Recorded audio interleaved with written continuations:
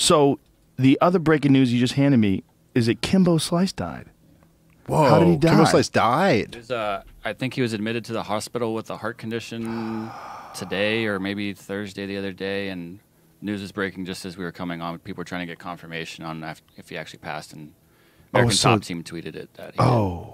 The American Top Team tweeted that he died. He must have really died. Wow.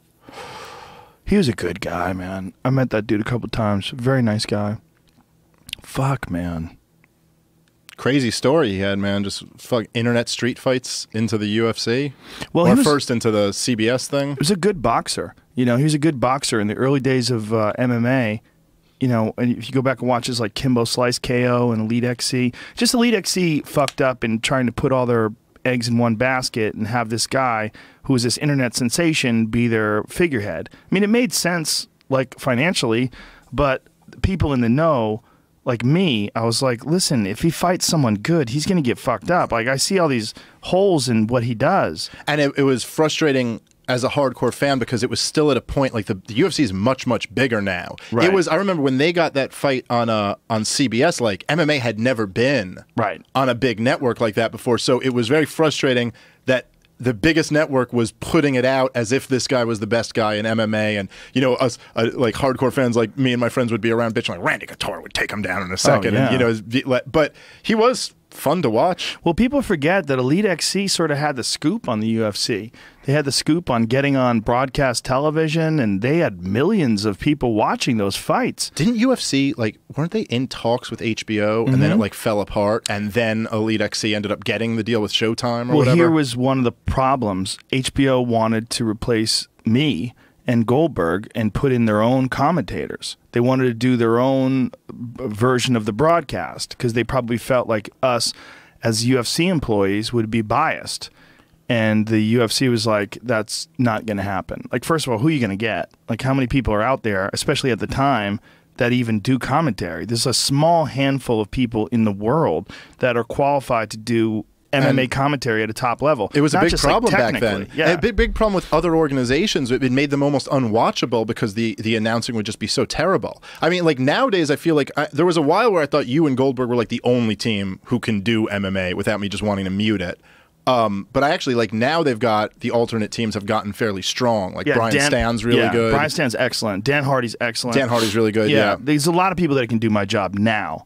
But back then there was a small handful. And by the way, there are a lot of people that can do my, other than Jimmy Smith, who's really good, who works for Bellator. Jimmy Smith's excellent. He's as good as me, easy. He's as good as anybody. He's fantastic. He knows his shit. He's a real fan. He's a smart guy. He's easy to listen to. He calls things right. I'm a big Jimmy Smith fan. But other than him, outside of the UFC, who do you got? Outside the UFC, there's not really much, unless there's some unknown guys I don't know of, which is definitely possible. But in the UFC, there's several guys now. You know, you got Kenny Florian, you got Brian Stan, you got Dan Hardy. There's plenty of people who can do it now.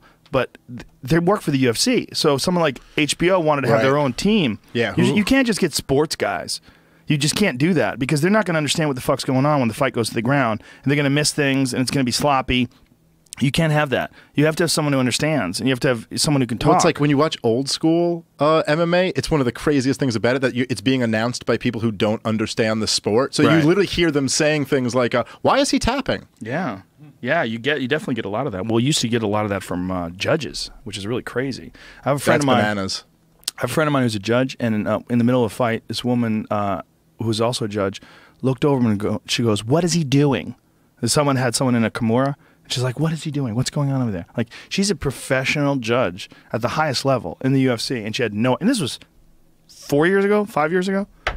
So yeah, but this is why I'm against all those commissions being involved. Yes and no. You definitely need commissions because if you don't have commissions and you don't have medical staff on team, you don't have like strict standards as far. You have to have some government, and especially with something like combat sports, because there's too many fly by the seat of your pants organizations that don't do medical screenings. People could die. I mean, they test. Well, I think you have to have like certainly the companies would have to be held responsible for that stuff. Yeah, but you can't just leave it up to the companies because the athletes that suffer. If there's no medical coverage right there, you can't have an event like an MMA event where you're putting literally your health and your life in the hands of these people that are supposed to have all their ducks in a row so they can run this event. And whether or not you even get paid is in question. See, because these guys don't have any power, the fighters. You know, they don't have enough influence, especially on a small local level, small shows.